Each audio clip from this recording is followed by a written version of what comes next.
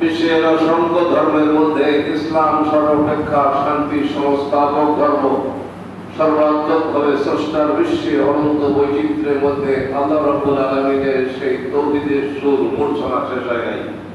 অগণিত নবী এবং রাসূল এই ধরাধামে আবির্ভূত হয়েছিলেন মানুষের পাপের পঙ্কিলতার নিমজ্জমান অবস্থা থেকে অব্যাহতি দিয়ে মানুষকে সিরাতুল মুস্তাকিমের পথে পরিচালিত করার জন্য।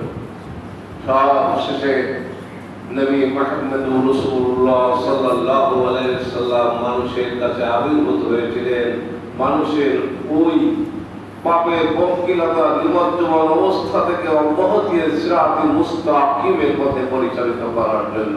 সুবহানাল্লাহ। আমরা বড় সৌভাগ্যবান, আল্লাহ রাব্বুল আলামিন আমাদেরকে শেষ নবী, শেষ জামানার উম্মতে মুহাম্মাদি হিসেবে আহলে হাদিসের ঘরে জন্মগ্রহণ করে আমাদের সেই অনুযায়ী আমল করার সুযোগ করে দিয়েছেন। এই জন্য আল্লাহর দরবারে আরো শুকরিয়া আদায় করুন, আলহামদুলিল্লাহ। কোরআনুল কারীমের যে সব কথাগুলো আলোচনা হয়েছে হয়তো অনেকেই বুঝতে পেরেছেন। আল্লাহ রাব্বুল আলামিন বলছেন নবীকে, হে নবী আপনি বলুন, কুল ইন্নাস সালাতি, নিশ্চয় আমার নামাজ, ওয়া নুসুকি আমার কুরবানি, ওয়া মাহইয়া আমার জীবন, ওয়া মামাতি আমার মরণ, লিল্লাহি রাব্বিল আলামিন, সবই কিছু আল্লাহর জন্য। তাহলে এখানে কটা কথা বলা হলো? আল্লাহ বললেন নিশ্চয়, হে নবী আপনি বলুন, এই কথা নবীর কাছে বলা হলো। আল্লাহ রাব্বুল আলামিন নবীকে বললেন বলুন নিশ্চয় আমার নামাজ, ইন্নাস সালাত নিশ্চয় আমার নামাজ, ওয়া নুসুকি আমার কুরবানি, আমার মাহইয়া জীবন, ওয়া মামাত, চারটি বিষয় আলোচনা করা হয়েছে। চারটি সবই হলো আল্লাহ রাব্বুল আলামিনের জন্য। এই রাব্বুল আলামিনের এই শাশ্বত জীবন বিধানের পথ আল্লাহর নবীকে তিনি দেখিয়েছিলেন। আল্লাহর নবী সেই আদর্শটা পেয়েছিলেন কোথা থেকে? যে কথা আল্লাহ রাব্বুল আলামিন নিজেই বলছেন যে ওটা হলো মিল্লাতা আবিকুম সুন্নাত ইব্রাহিম, ওটা হলো ইব্রাহিম আলাইহিস সালামের সুন্নাত। আল্লাহর নবী যে সুন্নাতটা গ্রহণ করলেন, ইব্রাহিম আলাইহিস সালামের কিছু সুন্নাত গ্রহণ করেছেন, তার মধ্যে একটা হলো কুরবানি। কুরবানির বিষয়ে নসিহত আপনারা শুনেছেন, আরো শুনবেন, সময় আরো আছে। প্রথমক্রমে আমি আয়াতের দিকে দুটো একটা কথা বলি, আমাদের যুগ সমসাময়িক কিছু কথা বলি, কোরবানি দিনের বৈঠক। সবশেষে আপনাদের কাছে যে কথাটা আওয়াজ রেখেছি সেটা হলো আল্লাহ রাব্বুল আলামিন কোরআনুল কারীমে বলছেন ওয়া তাসিবু বিহাবলিল্লাহি জামিআন ওয়া লা তাফাররাকু, আপনারা একতাবদ্ধভাবে আল্লাহর দ্বীনকে আঁকড়ে ধরুন, কখনো ছিন্ন বিচ্ছিন্ন হয়ে যাবেন না। বাংলাদেশ জমিয়তে আহলে হাদিস একটা রাজনৈতিক সংগঠন। এইখানে কোন রাজনৈতিক প্রশ্রয় বা রাজনৈতিক কারো চাপে উদযাপিত হই অথবা রাজনৈতিক কোন কিছুই প্রভাব এর মধ্যে সংশ্লিষ্ট নয়। এটা নিছক একটা কুরআন এবং হাদিসের আলোকে জীবন গড়ার জন্য দীপ্ত শপথের একটা পথ বা পথনির্দেশ। আল্লাহ রাব্বুল আলামিন কোরআনুল কারীমের ভিতরে বলছেন যে হুদাল্লিন নাস ওয়া বাইয়িনাতি মিনাল হুদা ওয়াল ফুরকান, মানুষের মধ্যে সত্য মিথ্যার বিভেদকারী এই কোরআন। এই কোরআন এবং হাদিস দুটি সমন্বয়ে আল্লাহর নবীর যে হাদিসটা আমি পড়েছি সেটা হলো এই, আল্লাহ রাব্বুল আলামিন বলছেন যে কোরআনের কথা সেটা হলো ওহিয়ে মাতলু, নবীর হৃদয়ের কাছে উদ্ভাবিত হলো গায়ের মাতলু অর্থাৎ হাদিস, সেটা আল্লাহ বলছেন যেটা, আর নবী বলেছেন দুইয়ের সমন্বয়ে। সেখানে আল্লাহর নবীর হাদিস, আইনা খায়রুল হাদিসে কিতাবুল্লাহ, নিশ্চয় সর্বোত্তম হাদিস হলো আল্লাহ রাব্বুল আলামিন, ওয়া খায়রুল হাদিসি মুহাম্মাদুর রাসূলুল্লাহ, সর্বোত্তম হাদিস আল্লাহ রাব্বুল আলামিনের কোরআন, তারপর হলো নবীর হাদিস। وشر الأمور محدثاتها وكل محدثة মুহদাসাতিন বিদআ। আল্লাহর নবীর আদর্শবাদে আর যত পথ মত তরিকা আছে সবই হলো বিদআত বা নতুন আবিষ্কার করা হয়। অকুল্লু বিদআতিন জালালা, যারা এই নতুন তৈরি করা পথে গেল, অকুল্লা জালালা মানে এখানে ভুল পথে গেল, অকুল্লা জালালাতিন ফিন্নার, যারা ভুল পথে গেল তাদের পরিণাম হবে জাহান্নাম। নাউযুবিল্লাহ। কারণ জাহান্নামের কথা অনেকেই আমরা জানি, শুনি, অনুমানে আনতে পারি না। জাহান্নাম আল্লাহ রাব্বুল আলামিন দুইটি জিনিস সৃষ্টি করে রেখেছেন, জান্নাত এবং জাহান্নাম। জাহান্নামের ভয়াবহতার কথা বলে শেষ করা যাবে না। তবে এতটুকু আল্লাহর কাছে পড়া যেতে হবে, আল্লাহুম্মা আজিরনি মিনান নার, কিংবা আল্লাহুম্মা আদখিলনি জান্নাতা ওয়া আজিরনি মিনান নার। আল্লাহ আমাকে তুমি জান্নাত দান করো আর ওই জাহান্নামের আযাব থেকে রক্ষা করো। দেশের পটভূমিকায় যদি আমরা সে ওয়াকাসিমু বিহাবলিল্লাহি জামিআ ওয়া লা তাফাররাকু ব্যাখ্যা করি, বাংলাদেশ জমিয়তে আহলে হাদিসের কথা, পুরনো কথা যারা জানেন, মুরব্বিয়ান যারা আছেন তারা হয়তো অনেকেই জানেন যে আমাদের দেশে আল্লাহর নবীর যুগে দুইজন সাহাবী নাকি এসেছিলেন, আবার তাদের জীবন বৃত্তান্ত পাওয়া খুব কঠিন। তবে পরবর্তীকালে যখন আমাদের দেশে আল্লাহর নবী ইন্তেকাল করলেন 633, আমাদের দেশে ইসলামের প্রথম পতাকা আসলো 712 খ্রিস্টাব্দে।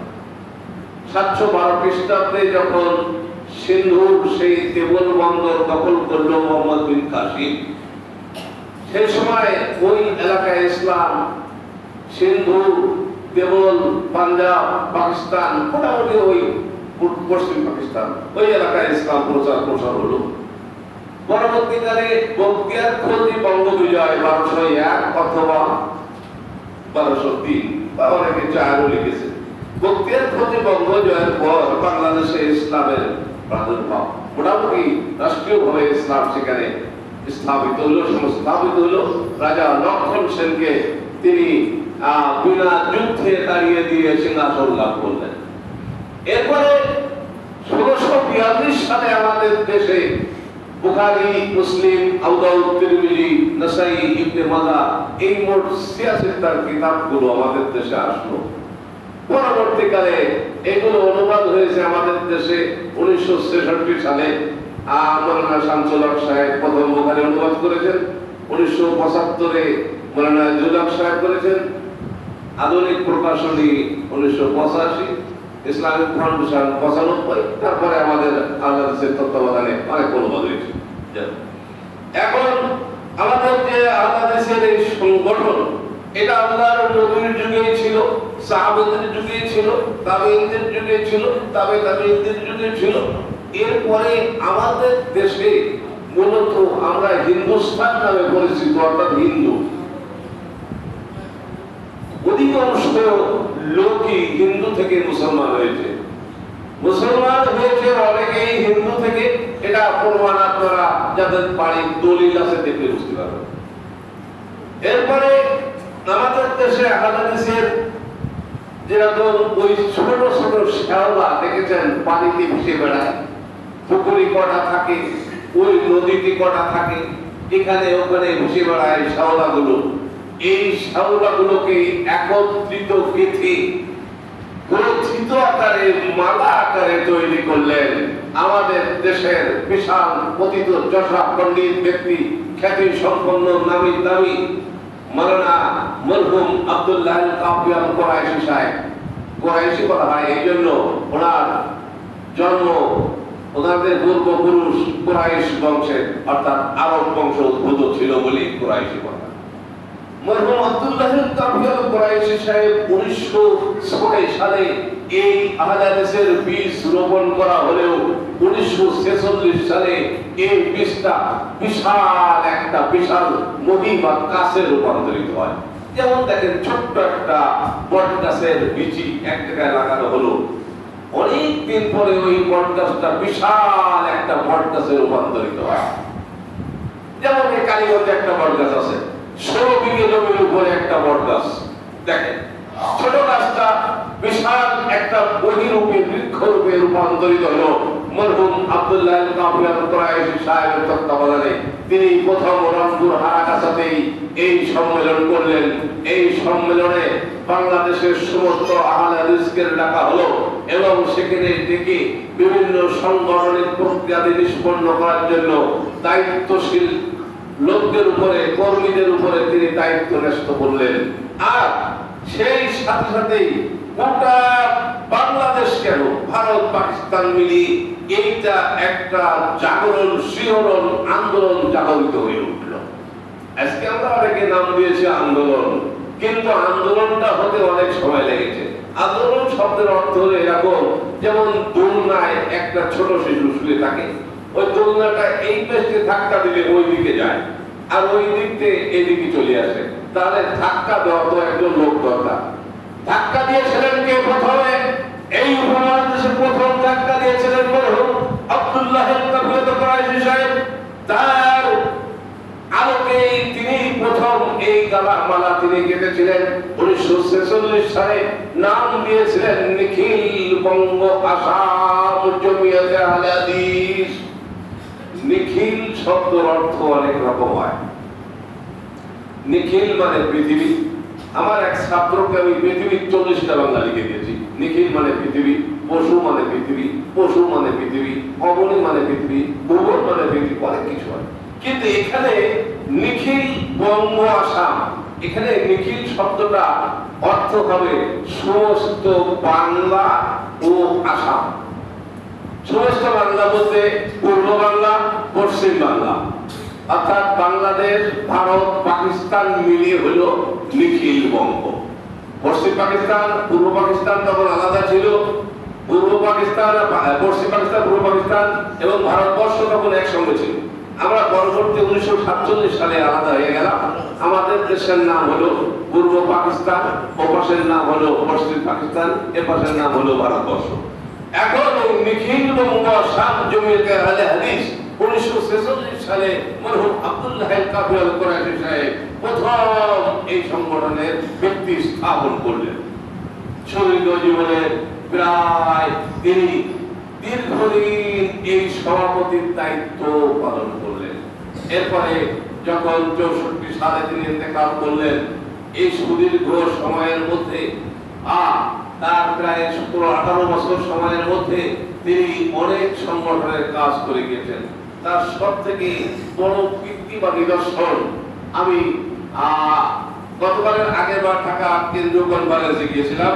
আমার পাশে একজন লোক ছিলেন, তিনি আমাকে বললেন যে ভাই আপনি আমাদের ওখানে কখনো গেছেন? আমি বললাম না, আমি তো কখনো যাইনি, তবে আপনি যদি কখনো যান তাহলে দেখবেন যে আমাদের ওখানে একটা মসজিদ তৈরি করেছেন। সেই মসজিদটা মরহুম আব্দুল্লাহ আল কাফি আল কুরাইশি সাহেব প্রথম তৈরি করেছেন। সেখানে কিরকম লোক ধরতে পারে? বলে সেখানে প্রায় 1000 লোক সেখানে নামাজ পড়তে পারে। এত বড় বৃহত্তর মসজিদ। মসজিদের সূচনা লগ্ন থেকে এই মসজিদ কাফি সাহেবের প্রতিষ্ঠিত টাঙ্গাইলে। আপনারা যারা যান তারা হয়তো দেখবেন যে টাঙ্গাইলের বৃহত্তর মসজিদ আজও পর্যন্ত কাফি সাহেবের স্মৃতি বহন করে আছে। টাঙ্গাইলের এই বল্লা যে মসজিদ, যার নাম বল্লা, অনেকে হয়তো মনে হাসে, যেমন এই গ্রামের নাম চণ্ডীপুর। অনেকে বললে হাসে, চণ্ডী আসলে হিন্দুদের নাম অনুসারে, চণ্ডী দেবতার নাম অনুসারে এখানে নাম রেখেছে পুর মানে গ্রাম। তাহলে দেবতার নাম অনুসারে ওই গ্রামের টাঙ্গাইলের বল্লা গ্রামটা, ওখানে মরহুম আব্দুল্লাহ আল কাফি আল কুরাইশি সাহেব বিশাল এক মসজিদ তৈরি করেছিলেন। এরপরেও তিনি ঢাকাতে আমাদের যে আরাফাত অফিস, এই আরাফাত অফিস মরহুম কাফি সাহেবের কিনা। পরবর্তীকালে আব্দুল মজিদ সর্দার লেনে যে বাড়িটা আমাদের আরাফাত অফিস ছিল, যারা সেখানে গিয়েছেন তারা হয়তো জানেন। আমি এখানে অনেকবার যাওয়ার সুযোগ হয়েছে আমার। এখানে প্রথম জমি আব্দুল্লাহ আল কাফি আল কুরাইশি সাহেব তিনি কিনেছিলেন। এরপরে ডক্টর বারী সাহেব যখন সভাপতি হলেন, ডক্টর বারী সাহেব মরহুম আব্দুল্লাহ আল কাফি সাহেবের ভাইয়ের ছেলে, অর্থাৎ ভ্রাতুষ্পুত্র। তিনি সুদীর্ঘ জীবনে বড় বড় আসনে চাকরি করেছেন। তার মতো মেধা সম্পন্ন যোগ্য ব্যক্তি উপমহাদেশে খুঁজে পাওয়া দুষ্কর। তিনি অক্সফোর্ড ইউনিভার্সিটির ছাত্র এবং অক্সফোর্ড স্টেমস নদীতে প্রতিষ্ঠিত এই বিশ্ববিদ্যালয়ে পড়া ছাত্রের সংখ্যা তৎকালীন সময়ে মোটে ছিল না বললে চলে। আজকেও হাতে গোনা কয়েকজন, কারণ অক্সফোর্ডে যে পিএইচডি ডক্টরেট ডিগ্রি করা খুব কঠিন ব্যাপার ছিল। এরপরে 1961 সাল থেকে শুরু করে নিয়ে 81 সাল পর্যন্ত সুদীর্ঘ এই 20 বছর দায়িত্ব পালন করেছেন ভাইস চ্যান্সেলর পদে রাজশাহী বিশ্ববিদ্যালয়ে। এবং মরহুম আব্দুল্লাহ কাফর কুরাইশি সাহেবের মৃত্যুর পর ডক্টর বারিশ সাহেব তিনি এই দায়িত্ব পালন করেছেন প্রায় 40 বছর। 40 বছর জীবনোত্থায় মধ্যে তার জীবনের চলার গতি, সরকারি চাকরি, তারপরে সেই সাথে সাথে তার পারিবারিক জীবন, ধর্মীয় জীবন এবং অন্যান্য জীবনের সঙ্গে তিনি মৃত্যু গ্রহণ করে নিয়েছিলেন বাংলাদেশ জমিয়তে আহলে হাদিসের পতাকাকে। এবং তিনি যতদিন বেঁচে ছিলেন এই উপমহাদেশে তার বিরুদ্ধে কথা বলার মতো যোগ্য লোক পাওয়া খুব কঠিন ছিল। কেননা তার একদিকে মেধা, প্রজ্ঞা, হিকমত, প্রেম, অপরদিকে তার ধৈর্য, সহনশীলতার সাথে সাথে সব থেকে বড় ক্ষমতা ছিল তিনি রাজশাহী বিশ্ববিদ্যালয়ের ভাইস চ্যান্সেলরের পরে তিনি হয়েছিলেন বিশ্ববিদ্যালয় মঞ্জুরি কমিশনের চেয়ারম্যান। অর্থাৎ বাংলাদেশে যত বিশ্ববিদ্যালয় আছে এবং কলেজ আছে তার কাছ থেকে অনুমতি ব্যতীত কোনো বিশ্ববিদ্যালয় বা কলেজ চলবে না। এরপরে সবশেষে তিনি আমাদের জাতীয় বিশ্ববিদ্যালয় ঢাকাতে গাজীপুরে যেটা এরই ছিলেন প্রতিষ্ঠাতা, রূপকার এবং প্রথম ভাইস চ্যান্সেলর। ডক্টর বারিশ সাহেব তার নিচের তলায় অফিস দোতলাতেই বাসা ছিল। সেদিনের কথা, আজকের কথা না, সেদিনের কথা, অর্থাৎ 1988 সালের কথা। 1988 সাল যারা জানেন তারা বেশি দিনের কথা না অবশ্য জানেন যে 88 সালে ডক্টর বারিশ সাহেব দোতলায় জাতীয় বিশ্ববিদ্যালয়ের দোতলাতে তিনি শুয়ে আছেন। আমাদের দেশে এর আগে 1985 সালে সৌদি সরকারের তত্ত্বাবধানে আমাদের দেশে ইসলাম প্রচার করার জন্য ইসলাম প্রচার সোসাইটির চেয়ারম্যান হিসেবে আব্দুল মতিন সালাফিকে এদেশে পাঠিয়েছিলেন সৌদি সরকার। আব্দুল মতিন সালাফি সৌদি সরকারের বেতনভুক্ত হয়ে এদেশে এসে আমাদের যে সংগঠনটা মজবুত প্রতিপত্ত পেয়েছিলেন সেটা হলো বাংলাদেশ জমিয়তে আহলে হাদিস। এই সংগঠনের সঙ্গে সেদিন সম্পর্কিত ছিল আহলে হাদিসের যুব সংঘের একটি সংগঠন, যা 1975 সালে আমাদের আসাদুল্লাহ আল-গানির সভাপতি এবং ডক্টর বারিশ সাহেব জমিয়তের সভাপতি দুইজনের সমন্বয়ে নেতৃত্বে একত্রে চলতেছিল। মজবুত পরিপক্ক এবং ইমানের দিক থেকে পরিপক্কতার দিক থেকে লক্ষ্য করে আব্দুল মতিন সালাফির ভিতরে ঢুকে পড়লেন। আব্দুল মতিন সালাফির সার্বিক সহযোগিতায় আমাদের দেশে বিভিন্ন দেশ থেকে, আমাদের 14টা দেশ থেকে বাংলাদেশ জমিয়তে আহলে হাদিসের সাহায্য সহানুভূতি আসে। তার মধ্যে কুয়েত, বাহরাইন, সৌদি এরকম অনেক দেশ। তো এখন দুইটি দল অর্থাৎ যুবসংঘ এবং জমিয়ত একত্রে চলছে। এর মধ্য দিয়ে হঠাৎ মতিন সালাফি এদেশে এসেছিলেন 85 সালে। 88 সালে তার ভিসার মেয়াদ শেষ হয়ে গেল। সারাদিন তিনি বিভিন্ন অফিসে ধর্ণা দিয়ে ভিসার মেয়াদ বাড়ানোর চেষ্টা করেও তিনি চেষ্টায় ব্যর্থ হয়ে গেলেন। অনেক রাতে ওই সময়ে সেই গাজীপুর, সেখানে ওই মতিন সালাফি গিয়েছিলেন। ডক্টর বারিশ সাহেবকে ঘুম থেকে ডেকে তুললেন এবং বললেন, স্যার আমার আজকে সারা দিনের ভিসার মেয়াদ শেষ, আমি তো আর এদেশে থাকতে পারবো না, তাহলে আমি কি করতে পারি? ডক্টর বারিশ সাহেব সেদিন কি বলেছিলেন আল্লাহ পাকই জানে, শুধু এতটুকুই জানা যায় তিনি বলেছিলেন, তুমি সারা দিনের মধ্যে আমাকে কিছু বলো নাই, এখন আমি এত রাতে তোমার জন্য কি করতে পারি? যাই হোক, এই কথার পরে উনি অত্যন্ত রাগান্বিত, ক্রুদ্ধ হয়ে যান এবং ওই সময় মতিন সালাফি ডক্টর বারিশ সাহেবের ওখান থেকে সোজা ট্যাক্সি যোগে রওনা হয়ে আমাদের আহলে হাদিসের যুব সংঘের অফিস ছিল 98 নম্বর নবাবপুর রোড, ঢাকাতে, অর্থাৎ বংশালে। এখানে আরাফাত অফিসের পাশে এই যুব সংঘের অফিসে এসে থাকে আসাদুল্লাহ আল-গালিব যুব সংঘের অফিসে শুয়ে আছে। রাজশাহী বিশ্ববিদ্যালয়ে তখন তিনি চাকরি করতেন। চাকরি অবশ্য ডক্টর বারী সাহেব তাকে দিয়েছিলেন এবং এখানে চাকরি করাকালীন সময় যখন ডক্টর বারী সাহেব ভাইস চ্যান্সেলর ছিলেন, গালিবকে কিন্তু ওই বিশ্ববিদ্যালয়ে আরবি এবং ইসলামী স্টাডিজ বিভাগে প্রফেসর পদে তাকে নিয়োগ দিয়েছিলেন। ওই সময় বিভাগীয় প্রধান ছিলেন ডক্টর আফতাব আহমদ রহমানী সাহেব, যার অনুরোধে ডক্টর বারী সাহেব গালিবকে চাকরি দিয়েছিলেন। পরবর্তীকালে ওই বিশ্ববিদ্যালয়ে ভাইস চ্যান্সেলর ডক্টর বারী সাহেব যখন থাকলেন না, তখন ওই বিশ্ববিদ্যালয়ের ভাইস চ্যান্সেলর হলেন অন্য লোক এবং আরবি এবং ইসলামী স্টাডিজ বিভাগের চেয়ারম্যান হলেন ডক্টর মুজিবুর রহমান সাহেব। ডক্টর মুজিবুর রহমান সাহেবের ডক্টর বারী সাহেবের ছাত্র, উনি পিএইচডি করেছেন ডক্টর বারী সাহেবের কাছে, ডক্টর মুজিবুর রহমান সাহেব, যিনি তাফসীর ইবনে কাসির অনুবাদ করেছেন এদেশে। বিশ্ববিদ্যালয়ে দীর্ঘদিন চাকরি করার পরও তিনি আমেরিকা ইসলাম প্রচার সোসাইটি চেয়ারম্যান হিসেবে কর্মরত ছিলেন। বেশ কিছুদিন আগে তিনি ইন্তেকাল করেছেন। যাই হোক, এরপরে ডক্টর বারী সাহেবের ওখান থেকে এসে গালিবকে পেয়ে ওই সময়ে ওই অফিসে 90,000 টাকা ছিল, 12টা দেশের অ্যাকাউন্ট ছিল, বিভিন্ন কাগজপত্র, সেগুলো সব গালিবকে দিয়ে তিনি ওই রাতের অন্ধকারে মতিন সালাফি এদেশ ত্যাগ করেন, ফ্লাইট ছেড়ে এদেশ থেকে চলে যান, আর কখনোই তিনি এদেশে আসেননি, আর আসবে বলেও বিশ্বাস করা যায়। এবারে মতিন সালাফি চলে যাওয়ার পর ডক্টর বারী সাহেবের ওখান থেকে এসে মতিন সালাফির এই যে বিভিন্ন রাগ অভিমান ইত্যাদি সব গালিবকে ভুলে গেলে গালিব সকালে ঘুম থেকে উঠে বলল, জমিয়তের প্রধান ভুল হলো ডক্টর বারী সাহেব ওই আমাদের বাইপালে যেখানে বিশ্ববিদ্যালয় হয়েছে ওই সাভারের বাইপালে ওই জমিটা ডক্টর বারী সাহেবের নামে। ডক্টর বারী সাহেব এই কথা শুনে অত্যন্ত দুঃখ পেলেন। তিনি নিজেই সেই দলিলটা বের করে নিয়ে বাংলাদেশের আনাচে কানাচে প্রান্ত হয়ে চলে বললেন। প্রত্যন্ত এলাকায় তিনি ওই গালিবের বিরুদ্ধে সেই দলিলটাকে উপস্থাপন করলেন, কিন্তু সাধারণ মানুষের মাঝে একটা কথা প্রচারিত হয়ে যাওয়ায় মানুষ আজও সেই বিভ্রান্তি নিষ্পত্তি করতে পারে না। এখন বিশ্ববিদ্যালয় হয়ে গিয়েছে, তারপরেও বলে যে দায়িত্ব কার নামে?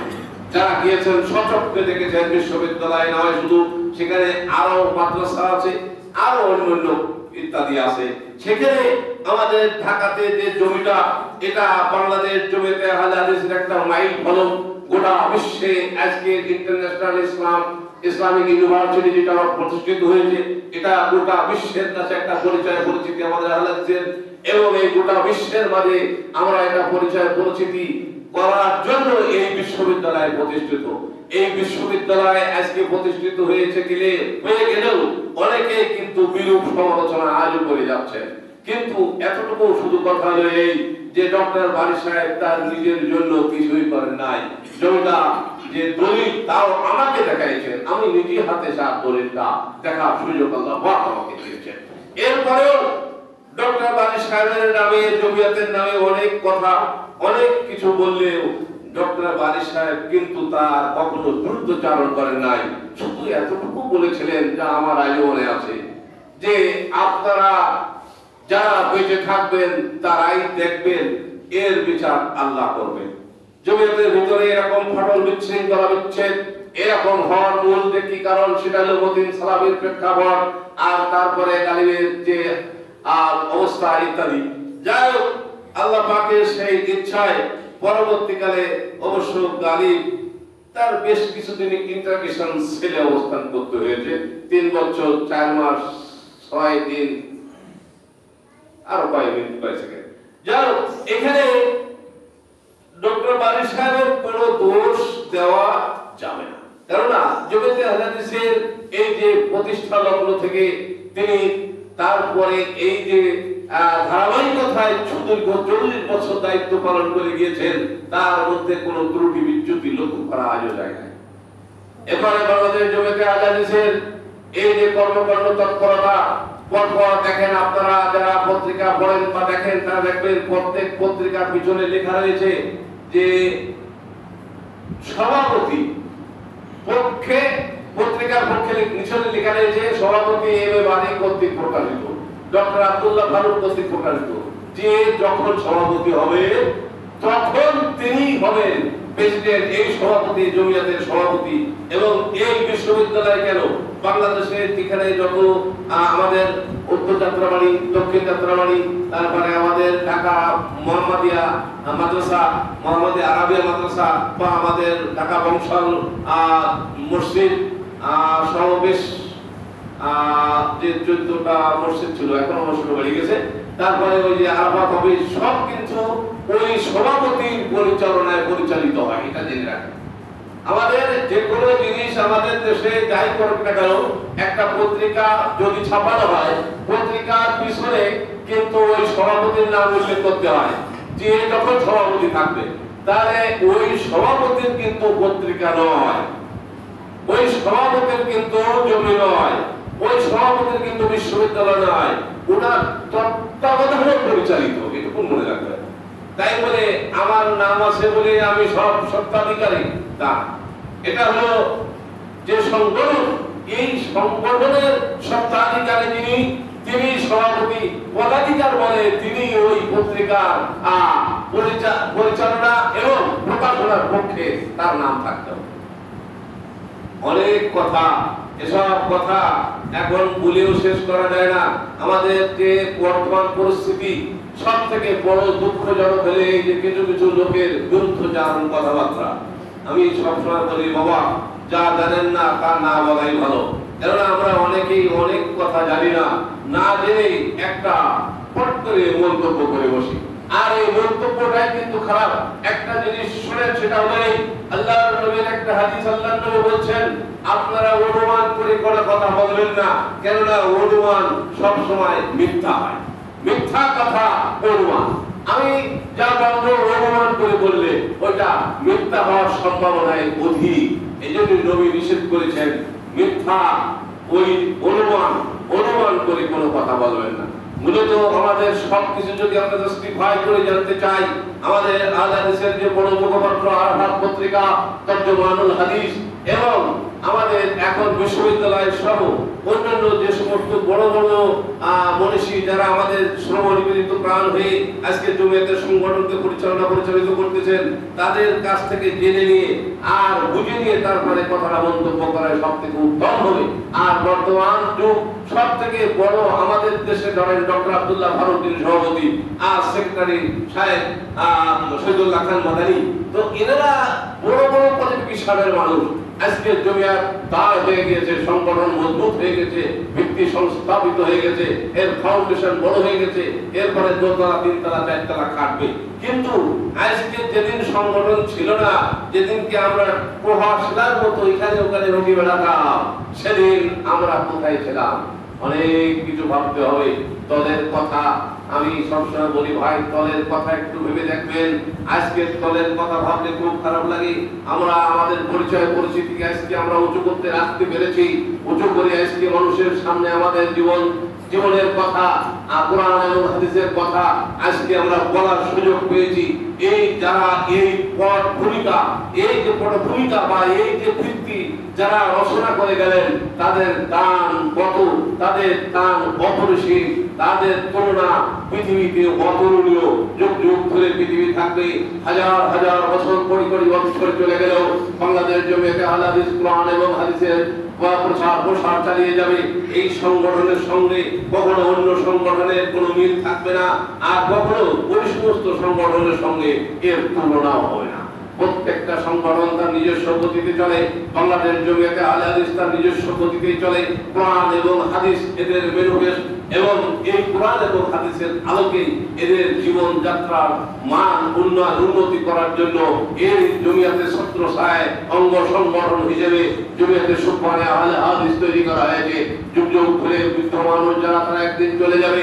এদের সংগঠনের মূল প্রাণ কেন্দ্রে যখন পৌঁছাতে হবে, তার আগে তাদেরকে ছোটকালের থেকে, কৈশোর বয়স থেকে, যৌবন বয়স থেকে তাদের এই সুবহানের সাথে তাদেরকে ট্রেনিং দিয়ে তাদেরকে শুদ্ধ বুদ্ধ সংশোধন করার জন্য আরেকটি সংগঠন, সেটা হলো জমিয়তে সুবহানে আহলে হাদিস। জমিয়তে সুবহানে আহলে হাদিসের মূল হলো জমিয়ত।